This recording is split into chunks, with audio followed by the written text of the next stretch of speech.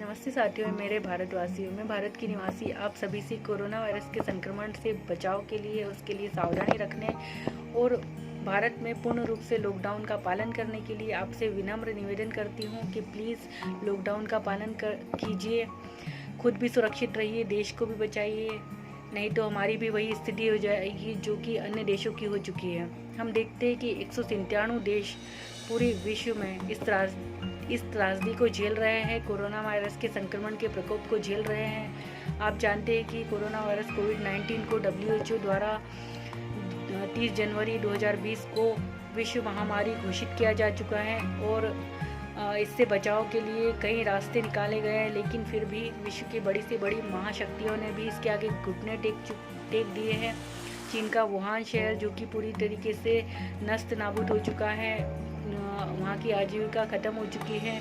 यहाँ तक कि इटली और स्पेन में लाशों का अंबार लगा हुआ है। वहाँ पर लाशों को उठाने के लिए उनके परिवार के लोग जिंदा नहीं हैं, अंतिम संस्कार के लिए लोग जिंदा नहीं हैं, परिवार के परिवार ख़त्म हो चुके हैं। यहाँ तक कि विश्व की सबसे बड़ी महाशक्ति जो कि अमेरिका, जहाँ पे टेक्नोलॉजी के मामले में जो सबसे ज़्यादा आगे है, उसके बावजूद वहाँ पर मौतों का अंबार लगा हुआ है। अमेरिका की सरकार तक इस संक्रमण से बचाव के रास्ते नहीं ढूंढ पा रही है। यहाँ तक कि वैक्सीन भी, इस संक्रमण से बचाव का कोई वैक्सीन अवेलेबल नहीं है। फिर भी भारत के लोग इसे हल्के में ले रहे हैं। मेरा आपसे बस यही कहना है कि आपकी असावधानी की वजह से हमारा पूरा देश अन्य देशों की तरह संक्रमित हो जाएगा। आप देख सकते हैं कि अन्य देशों में लॉकडाउन का पूर्ण रूप से पालन नहीं किया गया, जिसकी वजह से वहाँ पर लाखों की तादाद में लोग बेवजह मारे गए हैं। हमारे देश में भी आज लॉकडाउन का 7वां दिन है, उसके बावजूद यहाँ पर 1000 से ज़्यादा लोग यहाँ पर कोरोना पॉजिटिव पाए गए हैं और 40 से ऊपर के जो बुजुर्ग हैं वह कोरोना से मारे गए हैं। 45 मौतें हमारे देश में हो चुकी है। अभी मेरा आप सभी से निवेदन है, उन बड़ों से निवेदन है कि प्लीज़ आप अभी छोटा बड़ा ना समझिए, कि हर व्यक्ति, हर देशवासियों से निवेदन है कि प्लीज़ जहाँ से भी आपको कोरोना वायरस के संक्रमण और सावधानी और बचाव के लिए जो भी शिक्षा मिले उसे लीजिए और अपने आप को बचाइए, अपने परिवार को बचाइए, देश को बचाइए। आप सभी के लिए सबसे बड़ा ब्रह्मास्त्र है जो कि स्वच्छता है और स्वच्छता के द्वारा आप अपने आप को बचा सकते हैं। इसके लिए आप सैनिटाइज़र का यूज़ कर सकते हैं, साबुन का यूज़ कर सकते हैं, मास्क और हर वो सुरक्षा के उपाय कर सकते हैं जिससे आपको सुरक्षा मिल सके। और देश में जो भी हमारी प्रशासन ने गाइडलाइन बनाई है, जो भी प्रशासन ने नियमों का पालन करने के लिए कहा है, जो भी सावधानी रखने के लिए आपको कहा है, प्लीज़ उसकी सावधानी का पालन कीजिए। मेरा आपसे बस यही कहना है कि आप बहुत ही बड़े खुशनसीब हैं और हम सभी खुशनसीब हैं जो कि भारत में निवास करते हैं, जहाँ के प्रधानमंत्री श्री माननीय नरेंद्र मोदी जी की बुद्धिमत्ता की वजह से हमारा देश बचा हुआ है और उनके संरक्षण में हम अभी सुरक्षित हैं। मेरा बस आपसे यही कहना है कि प्लीज़ आप लॉकडाउन का पालन कीजिए। छोटे छोटे सामान के लिए आप घरों से मत निकलिए। अगर आप अभी इस 21 दिन का पालन कर लेंगे तो आप सुरक्षित रहेंगे, आपकी वजह से आपका परिवार सुरक्षित रहेगा और परिवार की वजह से पूरा देश सुरक्षित रहेगा। आपकी छोटी छोटी सावधानियाँ हम सबको बचा सकती है। मैं कोई मजाक में नहीं कह रही हूँ, मैंने ये किसी रिसर्च से ही पढ़ा है। मैंने new England journal of medicine के अध्ययन के अनुसार ये कहा गया है कि कोरोना वायरस जो होता है 3 घंटे तक हवा में जिंदा रह सकता है, 4 घंटे तक वह कॉपर पर जिंदा रह सकता है, 24 घंटे तक वो कार्डबोर्ड पर रह सकता है और 72 घंटे तक वह किसी भी स्टील और प्लास्टिक पर जिंदा रह सकता है। यहाँ तक कि यूएस में मेरीलैंड के हेल्थ सिक्योरिटी के एमडी अमेश ए अदजल ने कहा है कि अध्ययन से उन्होंने भी पता लगाया है कि जो कोरोना वायरस है वह कपड़ों पर भी बहुत अच्छे से काफ़ी समय तक, काफ़ी घंटों तक जिंदा रह सकता है। इसीलिए मेरा आपसे विनम्र निवेदन है कि इसे हल्के में मत लीजिए, क्योंकि यह संक्रमण न केवल हमारे देश को ख़त्म कर देगा बल्कि परिवार के परिवार ख़त्म हो जाएंगे। जिस परिवार के लिए आप बार बार घर से बाहर निकल रहे हैं वही परिवार आप से दूर हो जाएगा।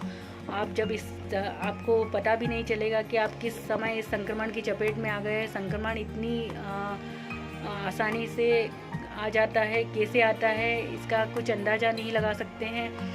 आपको पता भी नहीं चलेगा। 4 दिन में किसी को 4 दिन में पता चलता है, किसी को 14 दिन में और किसी को 24 दिन में। ये संक्रमण किसी भी रूप में कहीं से भी आ सकता है। बस आपको एक ही सावधानी रखनी है कि आप प्लीज़ लॉकडाउन का पालन कीजिए, खुद भी सुरक्षित रहिए और पूरे देश को भी सुरक्षित रखिए।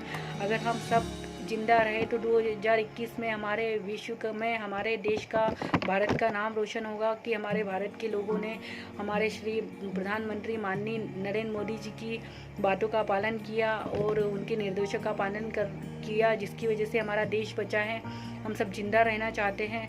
तो मेरा आपसे बस यही निवेदन है कि प्लीज़ प्रशासन की गाइडलाइनों का पालन कीजिए और आप घर में रहिए। आपके लिए सुरक्षा के साधन सारे मुहैया कराए गए हैं। प्रशासन आपके लिए दिन रात काम कर रहा है। आप किसी भी चीज़ के लिए बाहर मत जाइए और अगर आपको कोई भी चीज़ की ज़रूरत पड़े तो प्रशासन ने ऐसे नंबर दिए हुए हर राज्य में, देश के हर राज्य के हर गांव और शहर में, जिससे कि आप उस नंबरों पर कॉल करके आप प्रशासन की हेल्प ले सकते हैं। प्रशासन से आप मदद मांग सकते हैं किसी भी चीज़ के लिए। लेकिन जिस तरह से लॉकडाउन किया गया है, प्लीज़ उस लॉकडाउन को मत तोड़िए। हमारी सुरक्षा और देश की सुरक्षा स्वयं हम कर सकते हैं, क्योंकि इस संक्रमण से आप बच नहीं सकते, किसी भी रूप में ये आ जाएगा। बस मेरी आपसे विनम्र निवेदन है कि मैं भी भारत की निवासी हूँ और मैं भी आपकी तरह एक आम नागरिक होने के नाते आप सभी को ये सजेस्ट करती हूँ कि प्लीज़ भारत में रहने और भारत का ऋण चुकाने का वक्त आ चुका है।